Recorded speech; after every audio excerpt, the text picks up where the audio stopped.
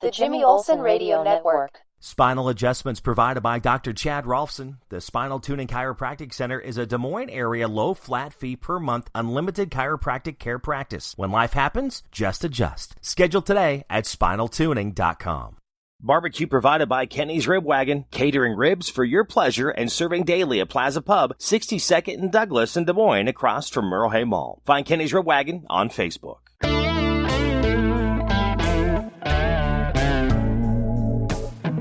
Welcome to the Gospel Road. What a week. Spring, St. Patrick's Day, time changed last week.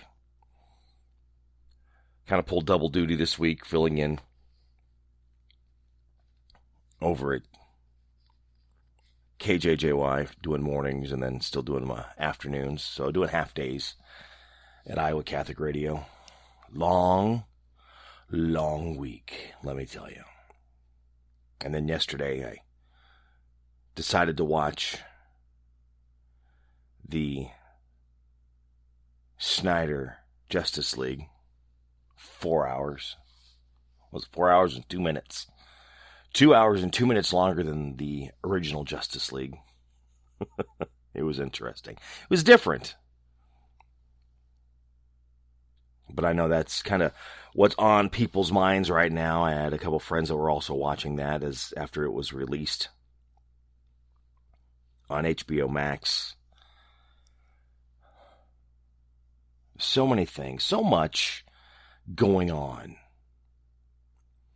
Trying to find that break, that time to relax. Not always easy. In fact, this morning, I think I've mentioned that my dad was diagnosed with advanced COPD, and he was up this morning and he was making his eggs and not even able to get through the eggs without completely losing his breath. I know he has another breathing test next month. Just one of those things when you think about parents and a lot of the crap that you have seen, gone through, the way they act, react. That's almost going to turn this into a therapeutic episode. Just lots to figure out, lots to do, lots going on. And it's a day at a time, right? That's all we can do. Because not only with the parents and then trying to figure out the house. You know, we all have those days that we wish adulting just... You want that break. And you'd like to not have to deal with it. It can make life hard in different ways for different people. I mean, we all deal with many different things. And I remember there was a post that I saw the other day that I shared, and it was saying how we should not judge others by their issues, because everybody has their own issues. That might not be it exactly, but it's true. Because everyone has their way of dealing with things. It's that whole walk a mile in their shoes type of thing. As I always say, you wouldn't even want to spend 60 seconds in my brain. It's just something. And we have to kind of figure things out one by one to make our way through. But we're going to look at Hebrews 11. That's enough about my rambling. I apologize. Guess it was just some things in my brain. But again, we're all trying to figure this out. Whatever it is, dealing with family, friends, work, personal, professional. how are we going to make all that come together? How are we going to pull things together? How are we going to make that work? Where is that faith to give you the courage and encourages you to move forward? Where is that hope to keep putting one foot in front of the other and not letting go and not giving up because of the things that are happening? Hebrews 11. It says, "Now faith is the assurance of things hoped for, the conviction of things not seen. For by it the people of old received their commendation. By faith we understand that the universe was created by the word of God, so that what is seen was not made out of things that are visible. By faith Abel offered to God a more acceptable sacrifice than Cain, through which he was commended as righteous, God commending him by accepting his gifts, and through his faith, though he died, he still speaks. By faith Enoch was taken up so that he should not see death, and he was not found, because God had taken him. Now, before he was taken, he was commended as having pleased God. And without faith, it is impossible to please him. For whoever would draw near to God must believe that he exists, and that he rewards those who seek him. By faith, Noah, being warned by God concerning events as yet unseen, in reverent fear constructed an ark for the saving of his household. By this he condemned the world and became an heir of the righteousness that comes by faith. By faith, Abraham obeyed when he was calling to go out to a place that he was to receive as an inheritance, and he went out not knowing where he was going. By faith, he went to live in the promised land as in a foreign land, living in tents with Isaac and Jacob, heirs with him of the same promise. For he was looking forward to the city that has foundations, whose designer and builder is God. By faith, Sarah herself received power to conceive, even when she was past the age, since she considered him faithful who had promised. Therefore, from one man, and him as good as dead, was born descendants, as many as the stars in heaven, and as many as the innumerable grains of sand by the seashore. These all died in faith, not having received the things promised, but having seen them and greeted them from afar, and having acknowledged that they were strangers and exiles on the earth. For people who speak thus make it clear that they are seeking a homeland. If they had been thinking of that land from which they had gone, they would have had an opportunity to return. But as it is, they desire a better country, that is, a heavenly one.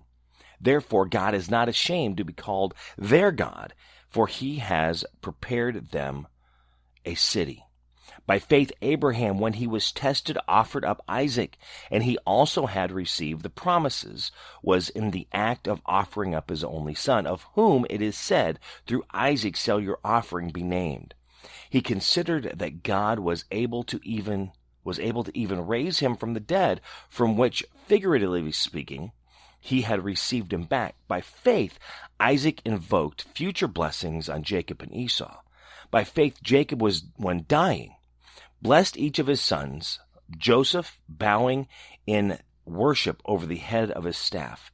By faith, Joseph, at the end of his life, made mention of the exodus of the Israelites and gave directions concerning his bones. By faith, Moses, when he was born, was hidden for 3 months by his parents because they saw that the child was beautiful and that they were not afraid of the king's edict.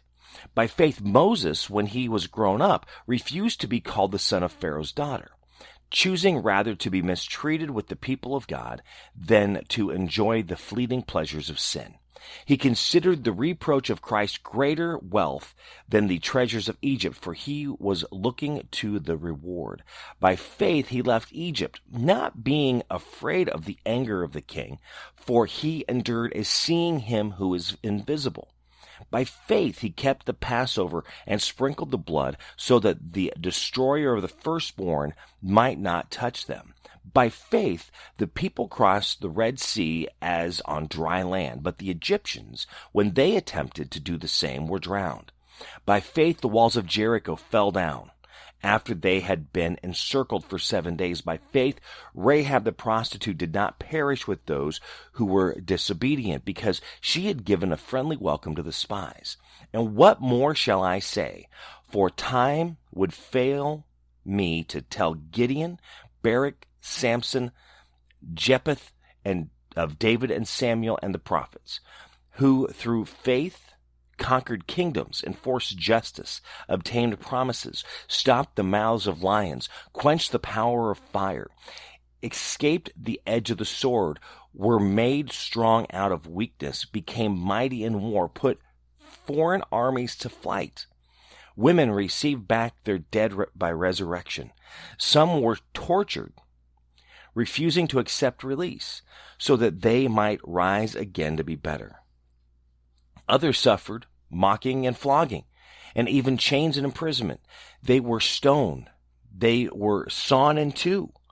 They were killed with the sword. They went about in skins of sheep and goats, destitute, afflicted, mistreated, of whom the world was not worthy, wandering about in deserts and mountains and in dens and caves of the earth. And all of these, though commended through their faith, did not receive what was promised, since God had provided something better for us, that apart from us they should not be made perfect. Hebrews 11. As I always encourage you, is to read it for yourself. How does it speak to you? How does it help you? Where does it lift you up to help you grow as you are making your way through life? As life is a journey, both personally and professionally, but it's that faith to keep moving forward, to really have the hope of what is to come, believing that it is there.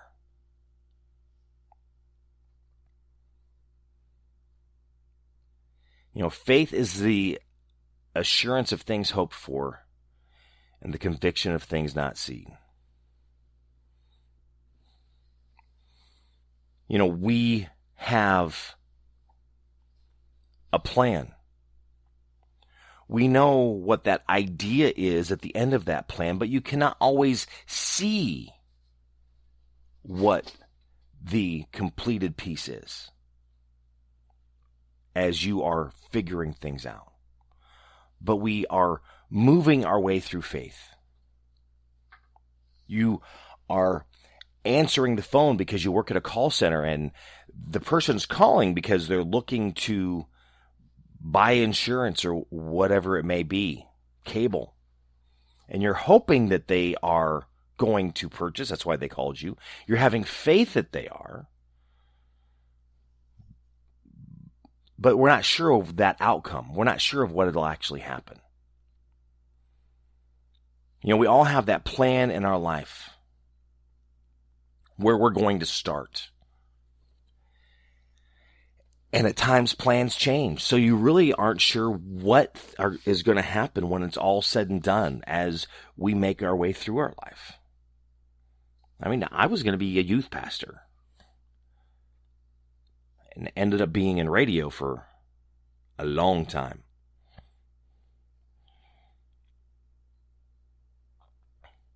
Still having the hope and the faith that is going to continue, but I'm not sure. You know, after what we've been dealing with over this past year with the pandemic, still watching people losing jobs every day in my career, but in others as well, just not in many different occupations, because it has really affected businesses. I've had friends affected because their business had to close down because they lost everything.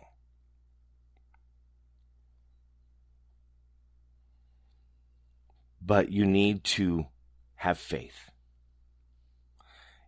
to keep moving forward. Something will happen.